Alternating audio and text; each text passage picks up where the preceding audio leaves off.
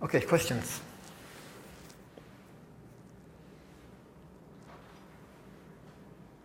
Are you in auto class? Yes. No. I said me too. Okay. Because we are, I'm sending you the material through auto class. So, we can arrange it probably after the class. Okay, so if you remember what we had done on Monday was, on one hand we had the thermodynamics. What we are interested in is just a couple of parameters. We don't want to know all the status of all the particles in my system. I just want to know some overall properties of the system. So thermodynamics allows us to do that. But at the same time, we would like to relate the thermodynamic properties to the microstate, because we have all the different materials we have around. If we want to explain them, well, they are different in the microscopic description. So we have to see somehow how that microscopic description would reflect in the macrostates. So we had this concept of the number of microstates. We define a quantity number of microstates corresponding to a given macrostate.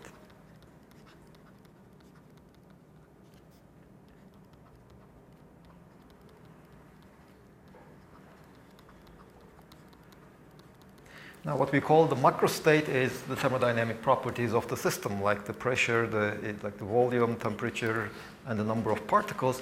In thermodynamics, we had already discussed that we can relate these to other properties of the system. For example, the equation of state relates the volume, temperature, and the number of particles to the pressure. The energy can be related to temperature, etc. So there are all kinds of relations between the observed quantities. So this is the minimum number of, let's say, without the equation of state, etc., the minimum number of parameters we need to know to specify the macrostate of the system. But what we call the microstates is all the momenta and the position of each one of the particles in classical physics or in quantum physics, all the quantum numbers of all the particles. That is typically of the order of 10 to the power 23, 10 to the power 24 parameters we need to know to describe the microstate. So that is what we are trying to kind of avoid. But at the same time, we can count. So we have all these enormous number of microstates on one hand. On the other hand, we have just a couple of parameters that describe the macrostate. So there are, again, lots of microstates that correspond to a given microstate, the macrostate. So the macrostate doesn't specify uniquely the microstate. And then we said that for a given macrostate, the number of states, the number of microstates that corresponds to that given macrostate is what we call the number of microstates. And then we said that, okay, we can make the connection with thermodynamics if we said that S is equal to K times some constant, which is the Boltzmann constant times the logarithm of this omega. This is how we related the microstate to the macrostate. And if we can calculate the entropy, then we basically know everything about the system. We can calculate the temperature. So here the macrostate is as a function of volume, energy, and the number of particles. Then the temperature is nothing but the derivative of the entropy with respect to energy at constant V and N. The pressure is just the derivative of entropy with respect to volume at constant energy and the number of particles, etc. And we said that even without calculating as a specific example, we looked at the ideal gas. We have the ideal gas, and we studied the ideal gas from this perspective, and without even knowing the explicit dependence of omega to Vt and N, just from the fact that omega should be proportional to V to the N times some function of energy and the number of particles, this already told us that the PV should be equal to NKT. And then knowing the fact that omega, at least for the non-relativistic particles,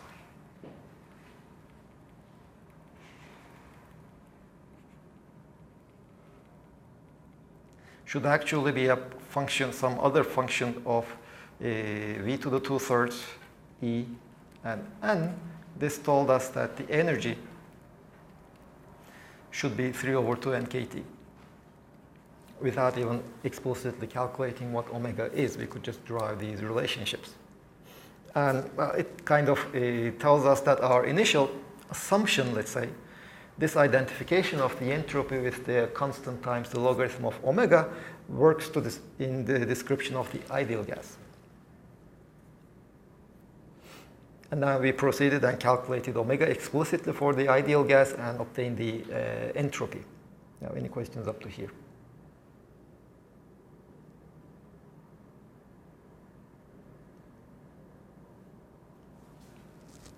Well, let me just copy what we had for the entropy of the ideal gas. Well, this was our last expression.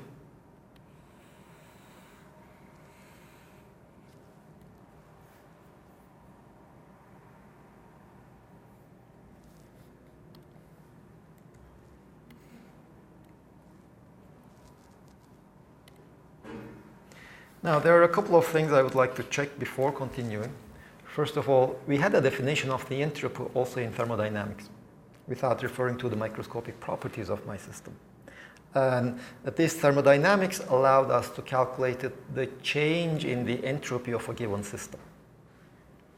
So let's try to see if this expression of the entropy that we obtain from logarithm of omega is consistent with our definition of the entropy in thermodynamics. Now let's calculate the entropy of the ideal gas.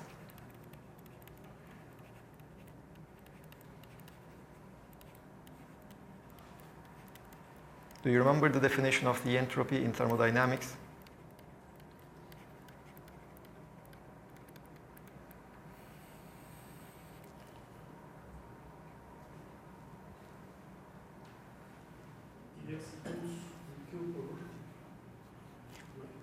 Okay, that is where we start. That is the definition. And then we said that from here, we can write the difference in the entropy of two macrostates, B and A, can be written as the integral from A to B of dq over T. So we have,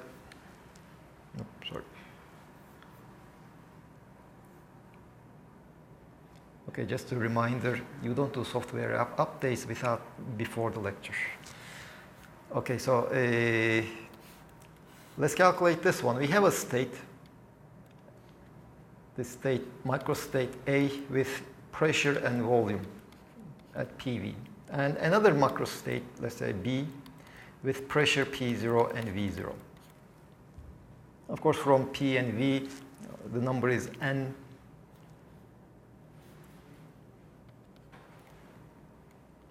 Etc. Now, the question is, what is the entropy difference between those two states? Well, the thermodynamics already tells us that the entropy of PV and N, this state, should be equal to the entropy of the state P0, V0, N, plus from P0, V0, N to PVN of dq by T.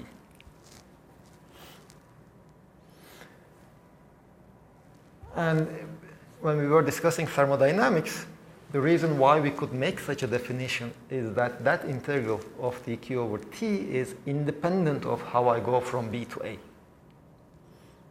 So how should we go from B to A? Your favorite path? Isotropic. But it should. Okay, one thing you have to pay attention to is that this integral, you can define this integral, you can calculate this, use this definition of entropy only if the path connecting the A and B are reversible. So if it is not reversible, this definition will not give you the correct answer. In that case, because we know that, you see, we could make this definition because dq by dt around the reversible path is 0. Through a reversible process, this is 0. So for a reversible process, how we go from the state A to state B is independent of how I go from A to B. If it is not a reversible process, then that integral is not zero, and hence I cannot use it to define the entropy. The way I define the entropy is for a reversible process to start with. Okay, the process has to be reversible. Which, by the way, also means that we are not increasing the entropy of the universe. Because the entropy always either increases or remains the same. If you increase the entropy of the universe, it will never go down. So it's no longer a reversible process. Of course, we can increase or decrease the entropy of part of the universe. Basically, what we are doing is we are carrying entropy from one region to the other region. As long as we don't change it, we don't increase the total entropy, then it will be a reversible process. Okay, so let's go back here. Just a short warning before you choose your path. If I don't like your path, I will choose some other path, and the path you propose will be your homework. Just say adiabatic and say my homework should go easy on me.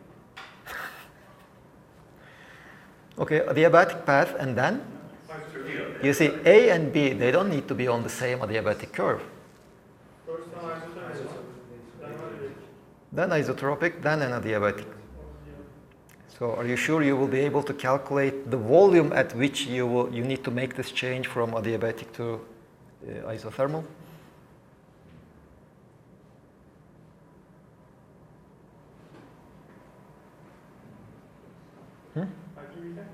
Okay, great for you.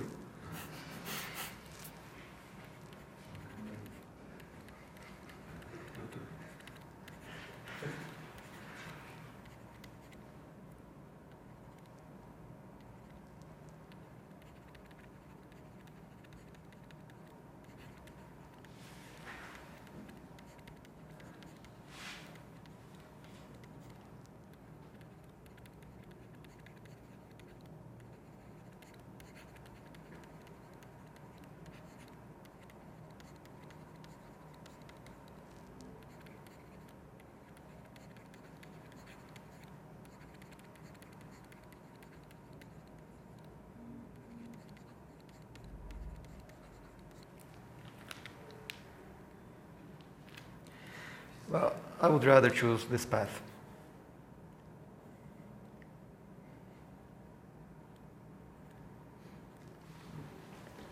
So here it is at a constant pressure, so-called isobaric. Then at constant volume. It should be isochronic. Do we know that process is a reversible? Yes. Well, I can always, you see, what I am doing over here is, as I go from B to A with those points, I mean, those points don't have to be located like that, but if those points are located like that, what I do is I take this, this is in a piston. I first, in atmospheric conditions, let's say, if P0 is at constant pressure, I put my container in a huge volume at pressure P0, and then I lower the volume, the temperature. So since the pressure is constant, okay, no, I don't do it like that. I take a piston, I put a constant weight on it, that keeps the pressure constant, and I lower the temperature. As I cool the temperature slowly, everything will be reversible. Then I reach the low volume limit, low volume case. Then I fix the volume.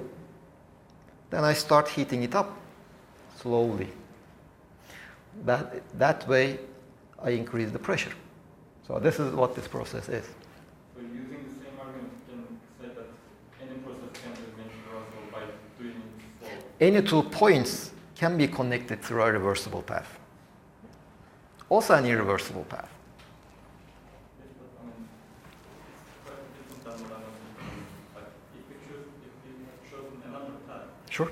could we have like argued in the same way that if we do that process slow, but it would be still, it would be irreversible? Okay, let's say that with a suitable definition of slow, yes. But for example, there shouldn't be any friction. If there is friction, And if the distance covered is fixed, I don't think you can avoid being an irreversible process. The work done by friction will be fixed independent of how slow you are, and the work done by friction will be irreversible.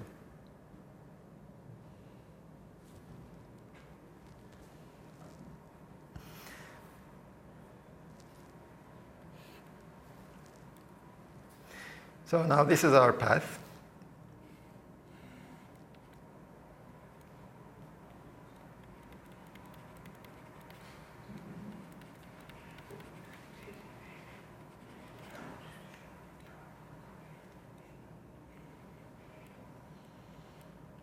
Okay, of course this is point A, this is point B.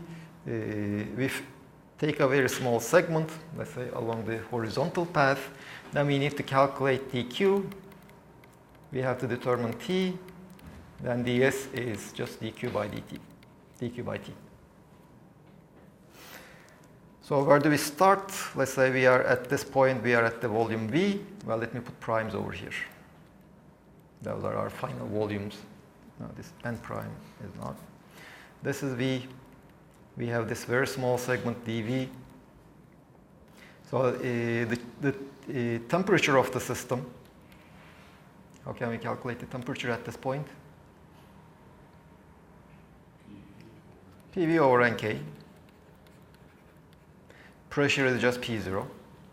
It is fixed. So I already know the temperature in that segment. What is the change in the internal energy? I know that delta U will be delta W minus delta Q, or delta Q is equal to delta U, delta W minus delta U. I'm sorry, plus minus. Why didn't we just take delta U is equal to 3 over 2 nkt, and then we would have everything in Yeah, sure. terms of T? But that's what we will do for delta U. But I want delta Q.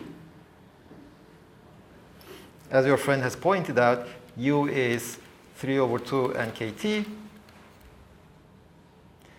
Delta U is 3 over 2 nk delta T.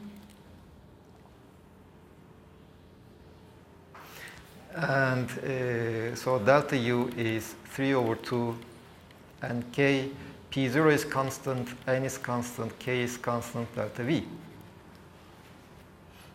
Well, I would have preferred to go U is equal to 3 over 2 P0V. So delta U is equal to 3 over 2 P0 delta V. Now, they give the same answer. So we know delta U. This is known. What is delta W? It's just P0 delta V. So we know delta Q,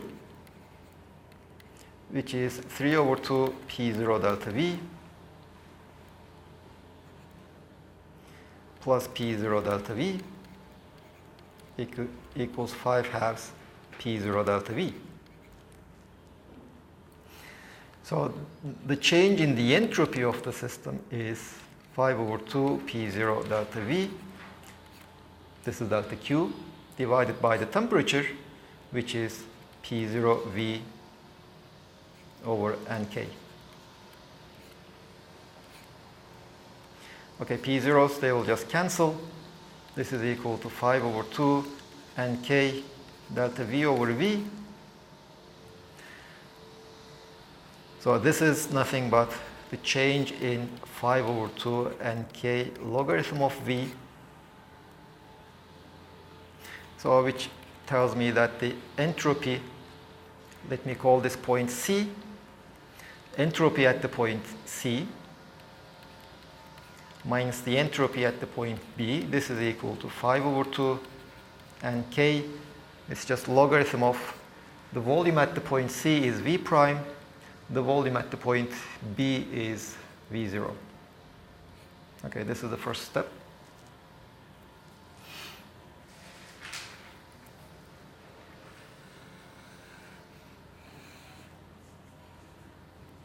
Now we need to go from the point C to the point A.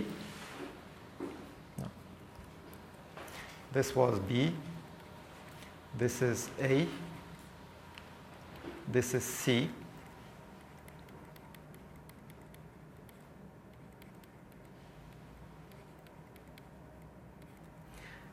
Again, I take a very small segment over there.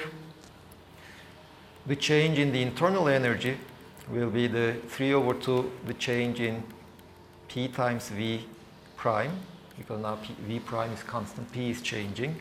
This will be 3/2 V prime delta P. This is the change in the internal energy. The work done, the volume doesn't change, so there's no work done by the system. So delta Q is equal to 3/2 V prime delta P. And then we need to find the temperature.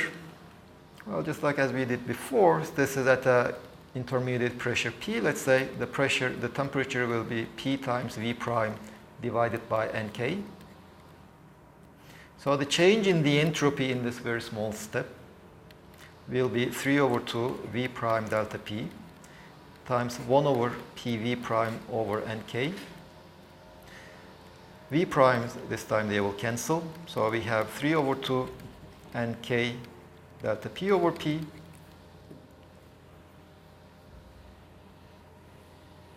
And finally, delta S is delta 3/2 Nk logarithm of P, which tells me that the S in the final point minus S in the initial point is 3/2 Nk logarithm of the pressure of the final point was P prime. The pressure of the initial point is P0.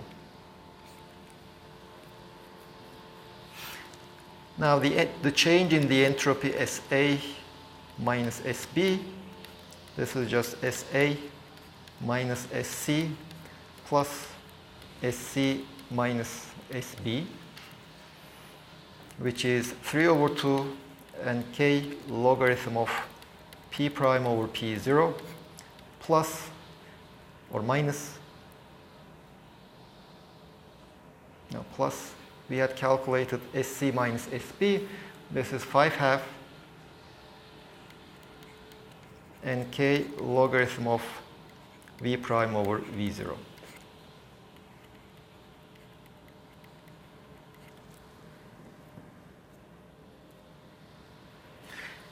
So the entropy at the point P prime, V prime, N will be 3/2 Nk logarithm of P prime over P0 plus 5/2 Nk logarithm of V prime over V0 plus some constant.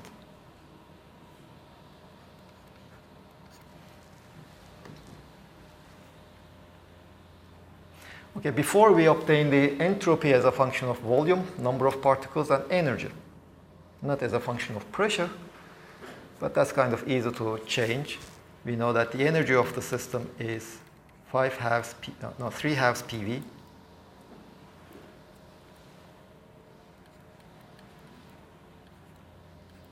Which tells me that pressure of the system is 2/3 E over V.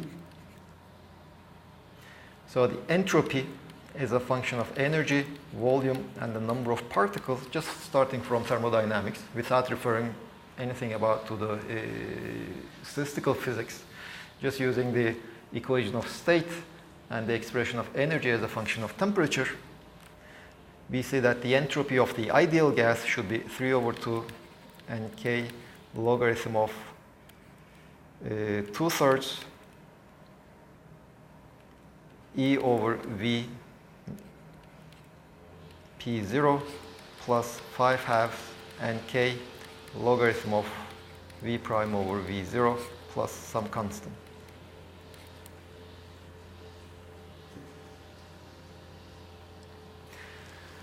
Now let's try to arrange it a bit. This I can write as 3/2 Nk logarithm of E over V plus 5/2 Nk logarithm of V plus some constant. That constant depends on the total number of particles. all this 2/3, this P0, this V0, this SP, they're all put into that constant. P0 and V0, they're just some reference points. Well, let's compare it with our initial expression of our statistical expression of the entropy.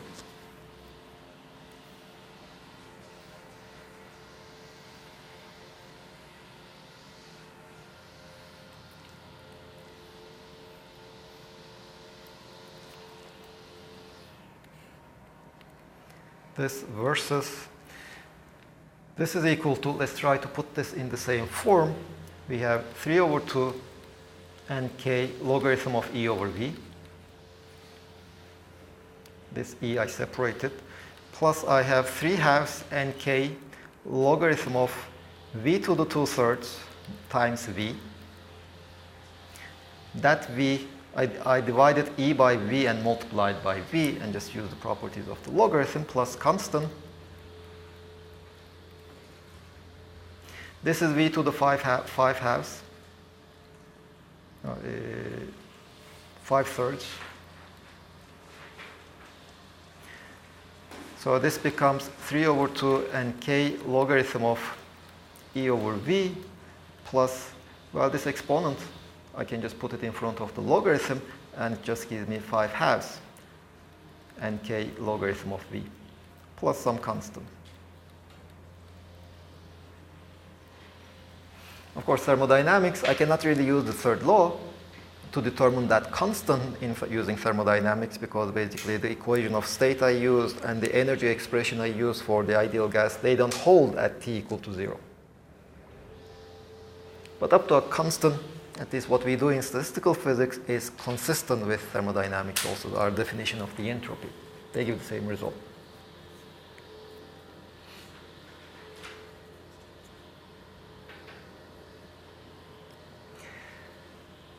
Well, of course, on its own, it doesn't mean that it is absolutely correct.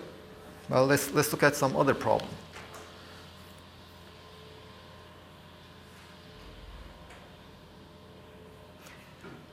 This is the expression of entropy we have,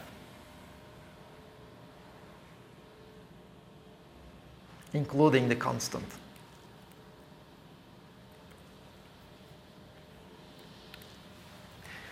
Let me imagine mixing of gases.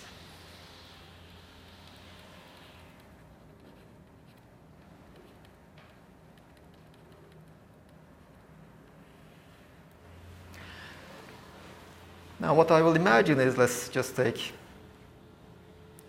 a container, separate it into two. On the left-hand side, I have gas A. On the right-hand side, I have gas B. On the left-hand side, I have N1 of them within a volume V1. On the right-hand side, I have N2 of them in a volume V2. And for simplicity, I will assume that everything is at the temperature T, so that at least they are in temperature equilibrium, thermal equilibrium. Not thermodynamic equilibrium, but they are in thermal equilibrium. The temperature will not change. Then I imagine lifting the barrier. So there's a barrier separating them. Then I lift them. Is this a reversible process or an irreversible process? Reversible. If the gases A and B are different gases, that is definitely an irreversible process. So let's say on the left-hand side I have helium, on the right-hand side I have nitrogen. When I lift the container, the separator, if I put it back, the system will definitely change. I mean, I reversed my motion, but I didn't reverse the system to its initial state. That's an irreversible process. So the entropy of this gas will increase when I remove that barrier, that separator. Let's calculate how much it increases. Initially, the entropy of the A gas is, well, I already know the expression. The only thing I will do is that I will also use E is equal to 3/2 nkt. So this 3/2 n will be cancelled by this 3/2 n. So the entropy of the A gas before I remove the separator is 3nk/2 logarithm of 2ma v to the 2/3 t divided by h bar squared pi plus 3na, no, this is na, k/2. This is the entropy of the A gas. The entropy of the B gas is just similarly, replace the corresponding quantities, 3nb k/2 logarithm of twice mb v to the power 2/3 t over h bar squared pi 3na k/2 and b, yes. So the initial entropy of my system, shouldn't volumes be VA and VA, VB. Any other mistake you see? No, the temperatures are the same. So let's write this in this form. 3/2 K Na plus Nb logarithm of twice T over h bar squared pi. This logarithm is the same for both A and B. That's why I just bring it together. Then I can even add the other term plus 1. This 1 is due to these terms over here. 3/2 K Na plus Nb. Then I have the remaining terms, 3/2 NaK logarithm of ma Va to the power 2/3 plus 3/2 Nb K logarithm of Mb times Vb to the 2/3. This is the initial entropy of my system. Now let's look at the final entropy.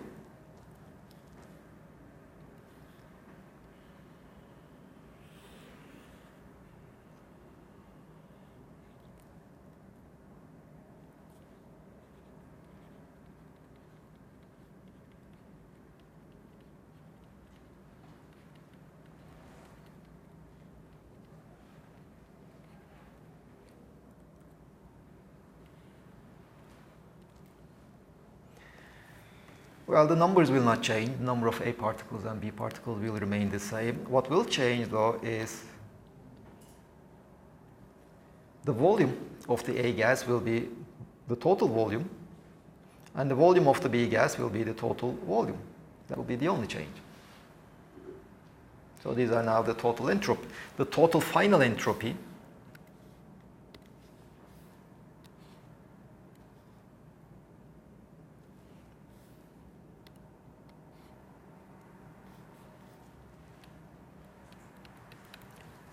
again, I just need to sum them up. What do I have? 3k/2 Na plus Nb logarithm of 2t over h bar squared pi plus 1 plus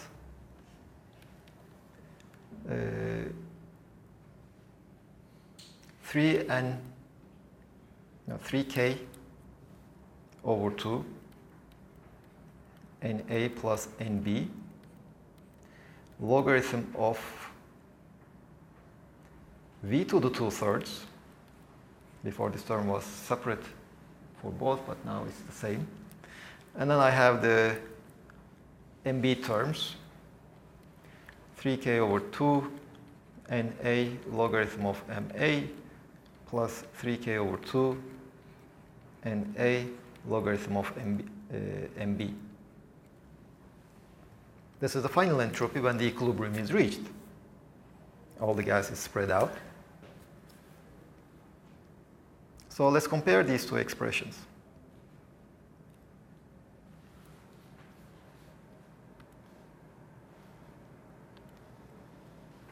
You see, on one hand, okay, this is the final entropy I have, The entropy I had before was this one. In the upper part. Now this part is the same.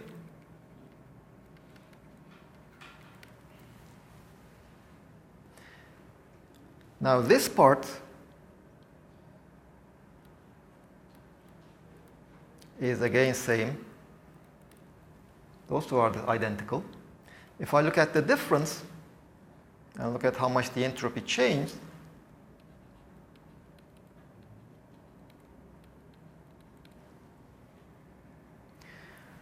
well, it's only due to these v terms. This is equal to 3k over 2 Na logarithm of, in the final I have v to the 2/3. In the initial I have va to the 2/3.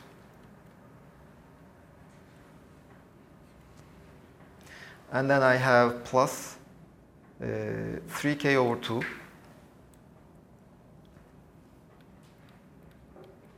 Nb. This is multiplied by v to the 2/3 in the final entropy and Vb to the 2/3 in the initial entropy.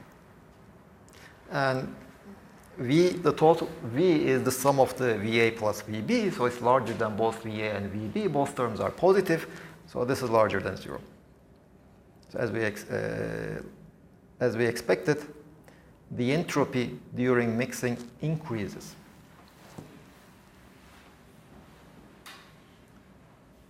Well, let me even simplify it slightly.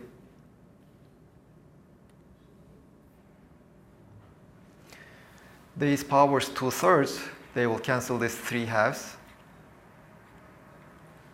So the change in the entropy is Na logarithm of V over Va plus Nb logarithm of V over Vb.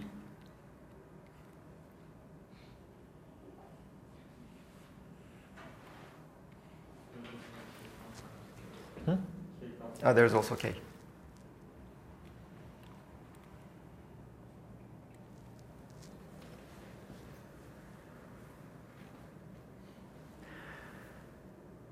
Well, this also kind of makes sense. You see, what we are doing is we are just removing the barrier. That removing the barrier will not change the momentum distribution.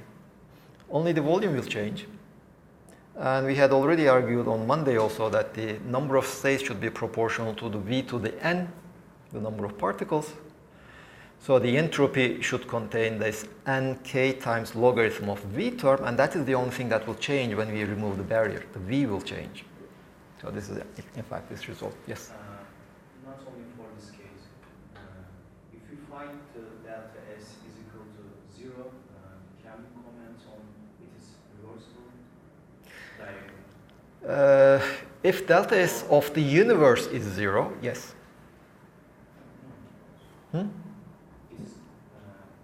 You see, here, our universe consists of these two containers. There is nothing else. There is nothing external to our system. The system doesn't exchange heat with the environment, doesn't do work with on anything else. It is isolated. For this system, if you can show that delta S is 0, then you can say that it's reversible.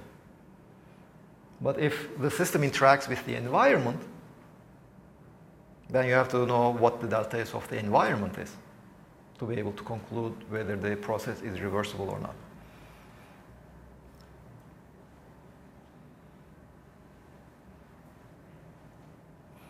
Now, any questions up to here? Let us do another example. No questions, no problem. On Monday, we assumed that the particles were distinguishable, right? Also today, someone. Well, let's see what happens if the two systems are the same.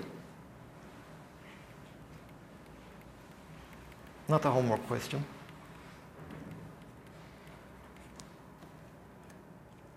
Well, let's take a system. Let me take another identical system. They have the same particles.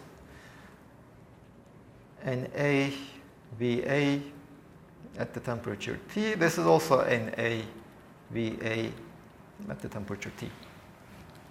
Now, in the previous example, there was an irreversible process. We remove the barrier, that is not a reversible process. If we put back the barrier, we don't recover the initial system.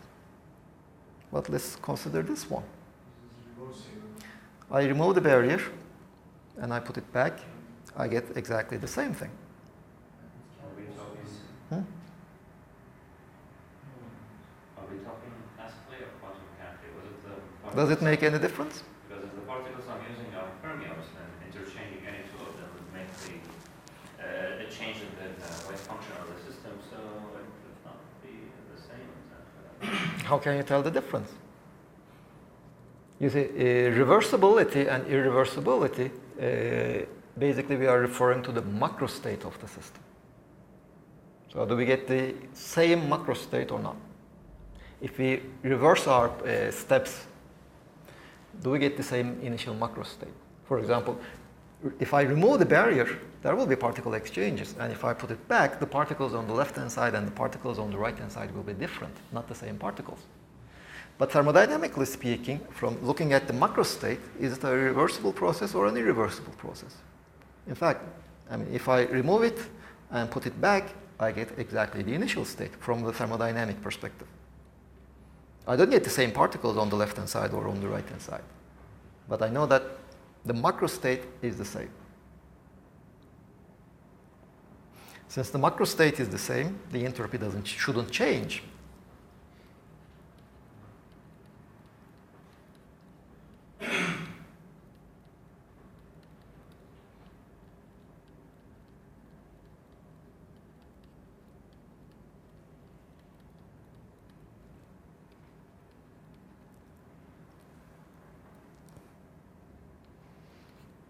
The delta S we have is actually an A. Okay, the final volume is twice the initial volume, logarithm of T plus NA, K, logarithm of 2, which is definitely larger than 0. So still, although the previous expression of the entropy we have seems to be making sense, it is consistent with the change in the entropy calculated from thermodynamics, at least the PV diagrams, but something doesn't work. Well, to define the macro state, we are also using NA and NB. And Okay. when we do the process, I mean, those numbers will be definitely different. So So the macro state is not covered. you see, in this problem you mean, and the NAs are the same. If I remove it and then put it back, you are saying that NA and NB, I won't have NA and NA. Is that what you are saying? Yes. Okay, it was your first homework, kind of. What they will do again. The probability of having such a case realized will be 0.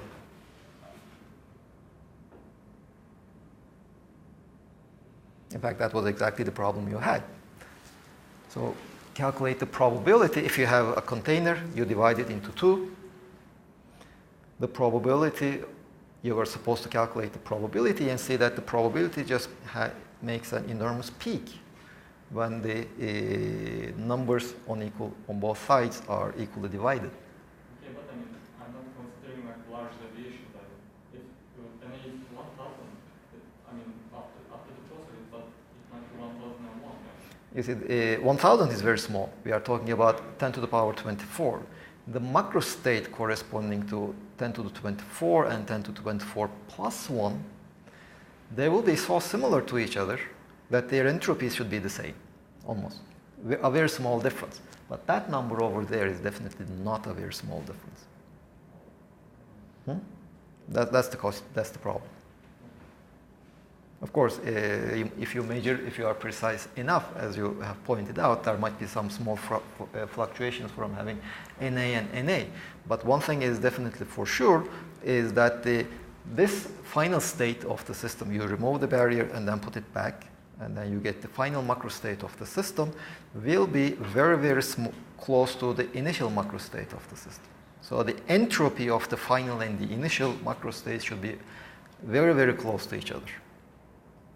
That number is not something that goes to 0 in the thermodynamic limit. So definitely we did something wrong.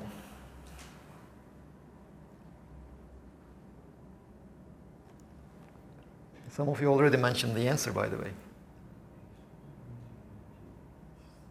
You see, this was a problem in classical physics. So everything we did was kind of correct. We just counted the microstates. Our counting was correct. We identified, okay, the counting was kind of correct, but even there we have a problem, which I didn't mention. You see, when we avoided it by treating this ideal gas as a quantum mechanical system. And so we had the quantum states. But if you consider the system as a classical system, every different momentum position value, without changing anything else, gives me a different microstate. But in a finite volume, there are infinitely many points. So the number of microstates in classical physics is actually infinite. In that case, what people used to do is, okay, there is a proportionality constant, and the number of states is proportional to the volume in this hypothetical phase space. What's that proportionality constant? People didn't know. It was only with quantum mechanics now we have an answer. That quantum mechanics tells us that if you insist on doing study these systems in phase space, in P and Q states, you can still do it even in quantum mechanics. But you cannot talk about the points in phase space because uncertainty principle will not allow you to do that. You can only talk about every microstate will occupy a volume in phase space. And hence, the number of microstates will be finite. That is why we have, in the expression of the entropy, we have h bar. You see, classical physics is the limit when h bar goes to 0. This expression just doesn't make any sense in that limit. But that h bar is basically just a constant in thermodynamics, so we don't really care about that in classical thermodynamics, let's say. Now here there is another problem we have, this so-called entropy of mixing. This problem doesn't have a solution in classical physics, but quantum physics tells us the solution. As you have said, we have fermions. No, you have said. For example, if you consider the fermions, if you exchange the position of two fermions, the wave function just takes a minus sign. But that tells me that that state is, in fact, exactly the same state, because just an overall minus sign doesn't make any difference.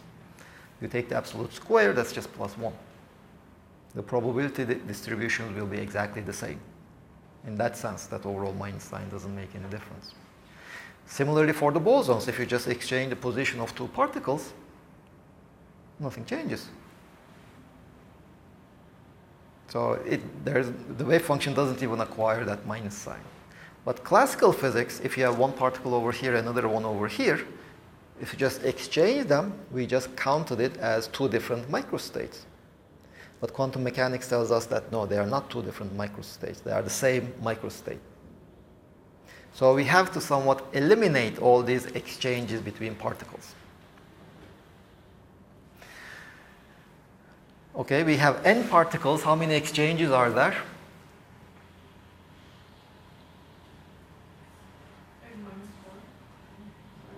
Not n. Exchange between two, every particle with only one source combinatorics n2 or 2n. Other suggestions? Well, let's see. We have our microstate.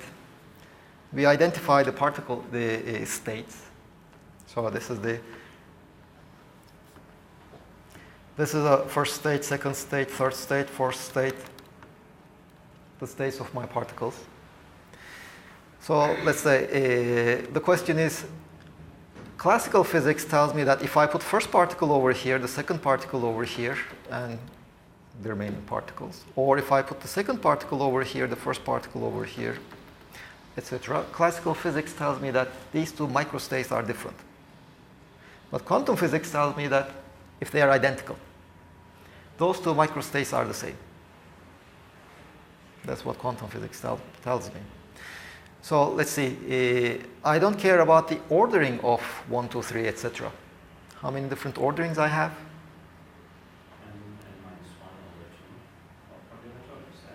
No, you're still too optimistic. Hmm? Well, let's see. How many particles can I put in the first state?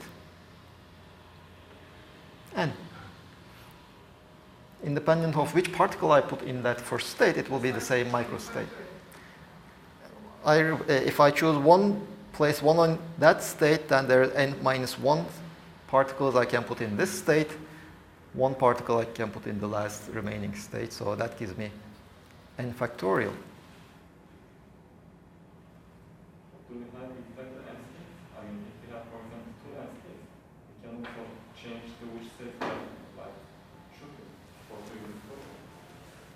What do you mean? I mean, for example, think like that, if we have 2 n blocks and we have only n, I don't know. No, you see, these n states are the states of my particles. Let's say you give me one microstate. Okay.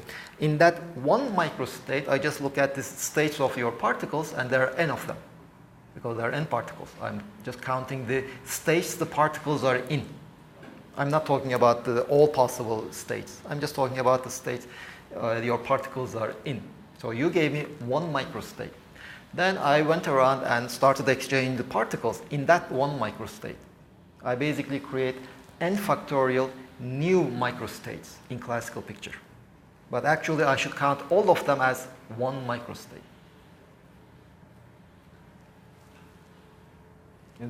Any questions on this? There is one cheat over here, though. There's one thing we are ignoring. But let me just write the correction for the time being. Basically, this tells me that I had already calculated omega. I should replace this. It's not a derivation. It's just kind of the counting the microstates. I'm changing how I count the microstates to omega over, let's say, NA factorial, NB factorial, NC factorial. This is just, I mean, I'm considering a gas which contains an A number of A particles, NB number of B particles, and a number of C particles. A, B, C particles are identical, but A is not identical to B, B is not identical to C, etc. So if they are the same particles, I have to divide by the factorial of how many of them I have. There's one cheat over here, though. Let's imagine this case. We are considering exchanges, right?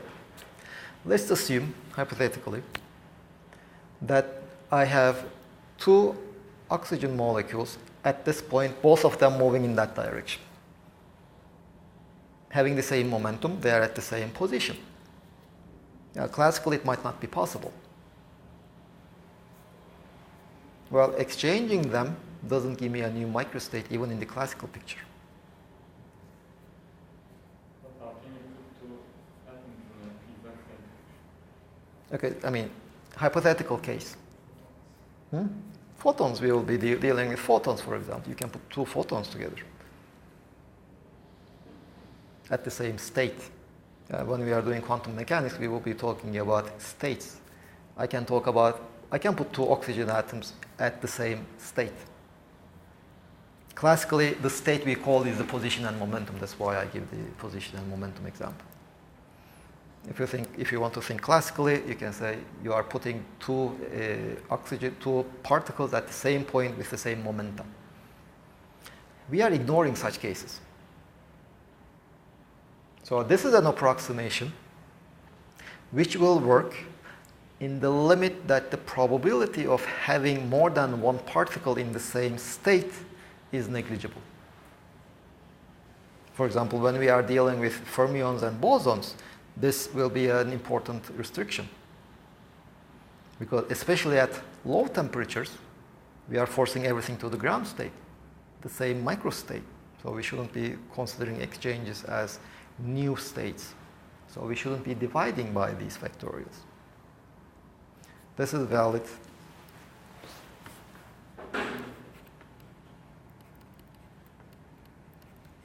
only if the probability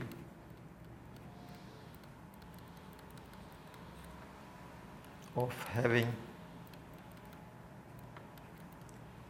2 identical particles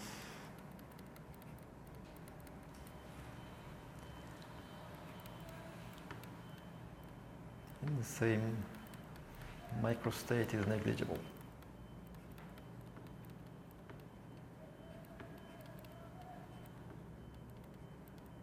This is just something to keep in mind.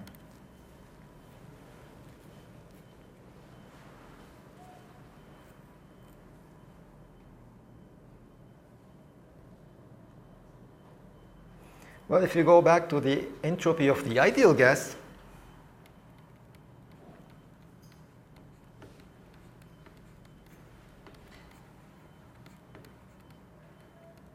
this just amounts to replacing the entropy by S minus n times logarithm of n. No, sorry. N times logarithm of n factorial, which is S minus n times logarithm of n plus n.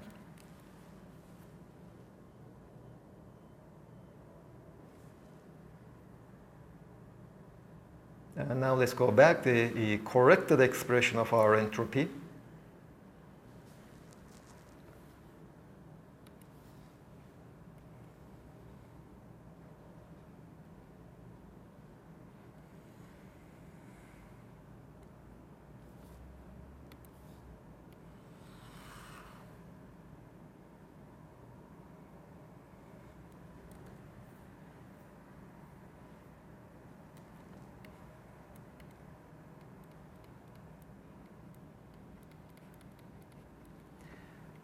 Minus, there's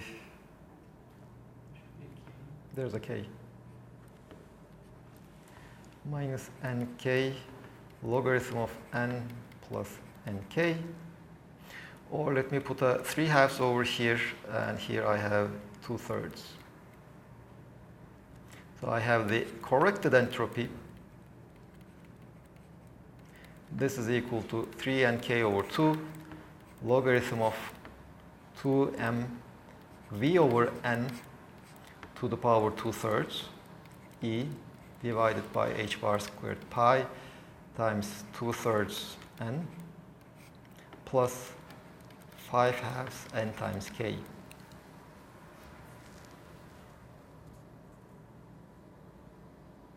You see, this problem of the entropy of mixing, it was actually due to the fact that the entropy expression we had initially,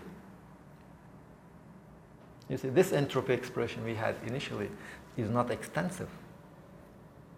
Extensive meaning that if I double the size of my system, the entropy should double, but this does not.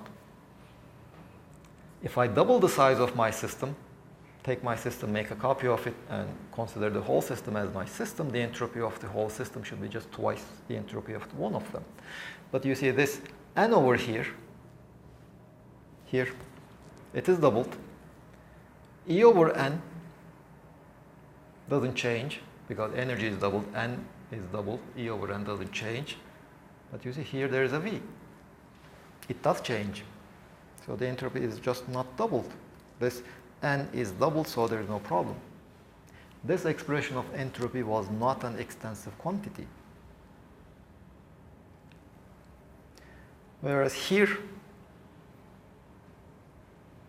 the final expression, if I double the system, E over n doesn't change, V over n doesn't change, n is doubled, entropy is doubled.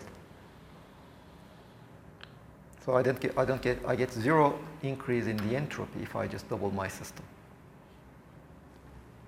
If you just apply it to the previous example, NAVA and NBVB both have the same temperature. The initial entropy, no, sorry, this is A and B.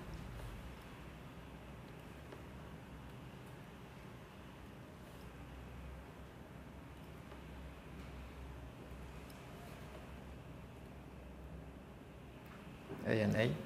The initial entropy, let's just call it S0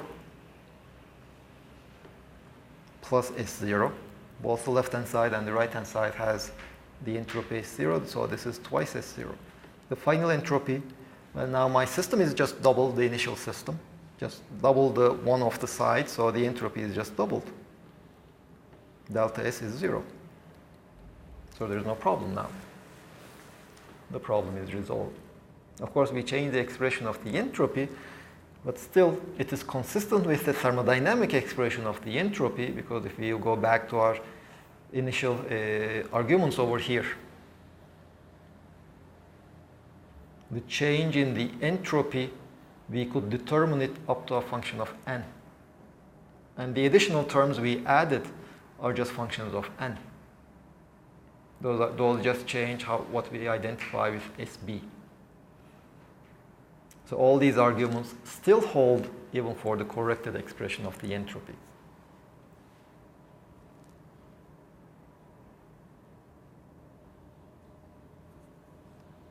Does this mean we can't define an entropy for a classical system? No, we can. You see, this is the definition of the entropy. But classical physics, classical thermodynamics, at least in the case of the ideal gas, allows me to determine the entropy up to a constant, which depends on n.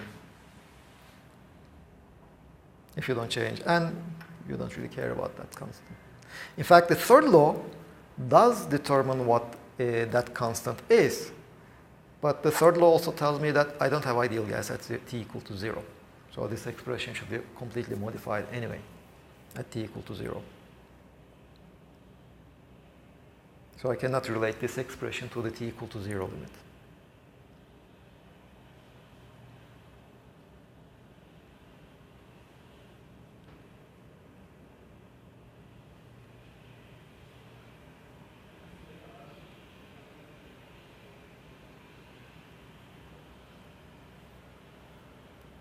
Other questions?